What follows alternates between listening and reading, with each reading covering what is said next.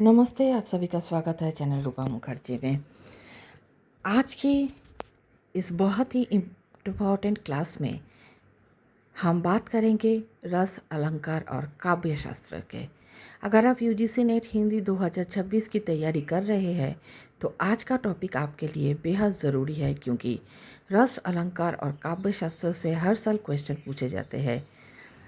और अगर आप लोग मुझसे पेड कोचिंग लेना चाहते हैं यूजीसी नेट हिंदी की प्रिपरेशन के लिए, तो मुझे ईमेल कर सकते हैं। सारा डिटेल्स आपको डिस्क्रिप्शन बॉक्स में मिल जाएगा।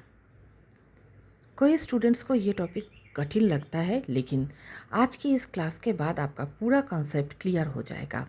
आज हम विस्तार से समझेंगे रस क्या है, रस के प्रकार, स्थायी भाव, विभाव, अनुभाव, संचारी भाव, अलंकार क्या है, शब्दालंकार और अर्थालंकार, प्रमुख अलंकार, भारतीय काव्यशास्त्र, प्रमुख आचार्य, ध्वनि सिद्धांत, रीति सिद्धांत, प्रकृति सिद्धांत और औचित्य सिद्धांत। तो वीडियो को अंत तक ज़रूर देखिए। काव्य क्या है, सबसे पहले समझते हैं काव्य क्या होता है। आचार्य मम्मट के अनुसार शब्द और अर्थ का ऐसा समन्वय जिसमें दोष ना हो तथा गुण और अलंकार हो, वही काव्य है। सरल भाषा में कहे तो जिस रचना में सौंदर्य, भाव और आनंद हो उसे काव्य कहते हैं। काव्य शास्त्र क्या है? काव्य का अध्ययन जिस शास्त्र के अंतर्गत किया जाता है उसे काव्य शास्त्र कहते हैं। इसमें अध्ययन किया जाता है रस, अलंकार, गुण, रीति, ध्वनि, प्रकृति, औचित्य। भारतीय काव्यशास्त्र विश्व के सबसे समृद्ध साहित्यिक सिद्धांतों में से एक माना जाता है। रस सिद्धांत। अब आते हैं सबसे महत्वपूर्ण टॉपिक पर, रस। रस सिद्धांत के प्रवर्तक माने जाते हैं भरत मुनि। उनका प्रसिद्ध ग्रंथ है नाट्यशास्त्र। भरत मुनि ने कहा, विभाव, अनुभव और संचारी भाव के संयोग से रस की निष्पत्ति होती है। यही यूजीसी नेट का सबसे इम्पोर्टेंट स्टेटमेंट है। रस का अर्थ है आनंद। जब हम कविता, नाटक या साहित्य पढ़ते हैं और हमारे मन में विशेष आनंद उत्पन्न होती है, वही रस कहलाता है।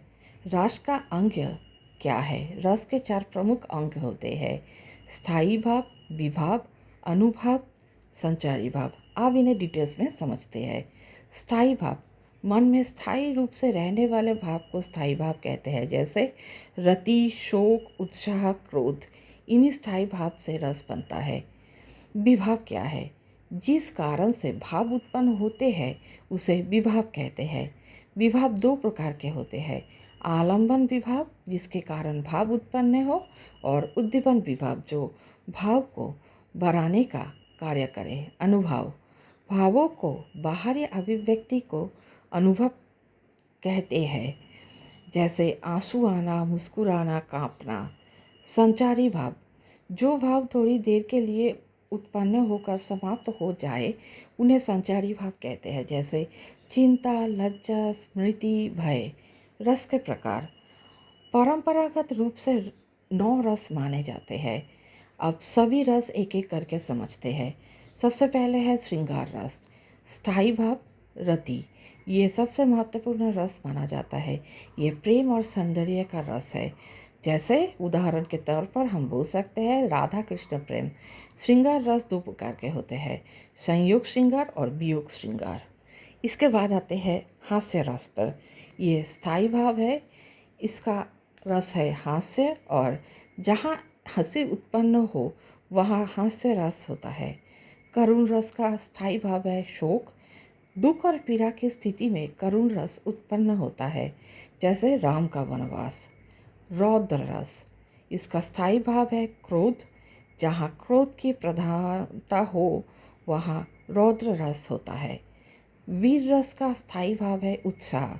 वीरता और साहस का वर्णन वीर रस कहलाता है। उदाहरण के तौर पर हम बोल सकते हैं युद्ध वर्णन। भयानक रस, स्थायी भाव है भय। डर और आतंक की स्थिति में भयानक रस उत्पन्न होता है। इसके बाद आता है विभत्स रस। इसका स्थायी भाव है जुगुप्सा। घृणा की स्थिति में विभत्स रस उत्पन्न होता है। अद्भुत रस का स्थायी भाव है विस्मय। आश्चर्य की स्थिति में अद्भुत रस होता है। और आखिरकार आते हैं शांत रस। स्थायी भाव है इसका निर्वेद, शांति और वैराग्य की भावना शांत रस कहलाती है। अब समझते हैं अलंकार। अलंकार का अर्थ होता है आभूषण। जिस प्रकार आभूषण शरीर को शोभा देती है, उसी प्रकार अलंकार काव्य की सुंदरता बढ़ाती है। अलंकार के प्रकार मुख्य रूप से अलंकार दो प्रकार के होते हैं, शब्दालंकार और अर्थालंकार। शब्दालंकार किसे बोलते हैं? जहाँ शब्द के कारण चमत्कार उत्पन्न हो, वहाँ शब्दालंकार होता है। अनुप्रास अलंकार, एक ही वर्ण को बार बार आवृत्ति। उदाहरण, चंचल चपला चमक रही, यहाँ च वर्ण की पुनरावृत्ति हुई है। यमक अलंकार, एक ही शब्द का अलग अलग अर्थों में प्रयोग। उदाहरण, कनक कनक ते 100 गुना। श्लेष अलंकार, एक शब्द से अनेक अर्थ निकाले। अर्थालंकार क्या है? जहाँ अर्थ के कारण सौंदर्य उत्पन्न हो, वहाँ अर्थालंकार होता है। उपमा अलंकार, जहाँ समानता दिखाई जाए। उदाहरण के तौर पर, मुख चंद्रमा के समान है। रूपक अलंकार, जहाँ उपमेय और उपमान में पूर्ण अभेद हो। उदाहरण के तौर पे हम बोल सकते हैं, जीवन एक संग्राम है। उत्प्रेक्षा अलंकार, जहाँ संभावना व्यक्त की जाए। अतिशयोक्ति अलंकार, जहाँ बढ़ा चढ़ाकर वर्णन किया जाए। भारतीय काव्यशास्त्र के प्रमुख सिद्धांत। अब आते हैं सबसे महत्वपूर्ण शिक्षण पर। रस सिद्धांत। प्रवर्तक भरत मुनि। मुख्य ग्रंथ नाट्यशास्त्र।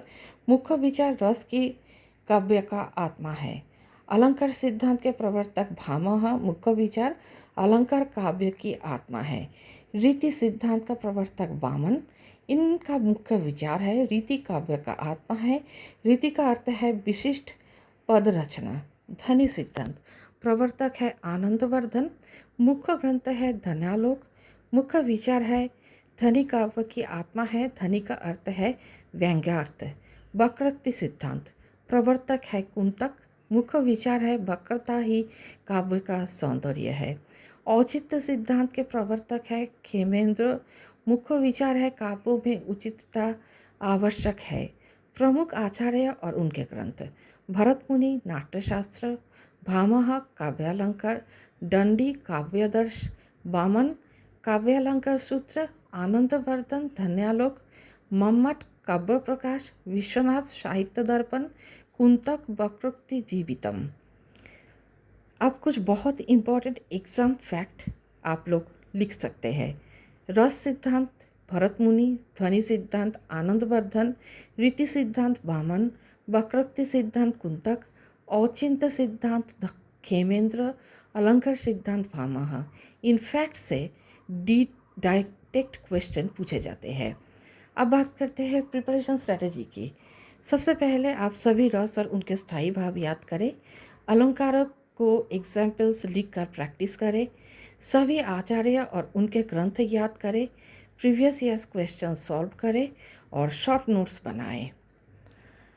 रस का स्थायी भाव है श्रृंगार का है रति। हास्य का है हास। करुण का है शोक। रौद्र का है क्रोध। वीर का है उत्साह। भयानक का है भय। विभत्स का है जुगुप्सा यानी घृणा ईर्ष्या।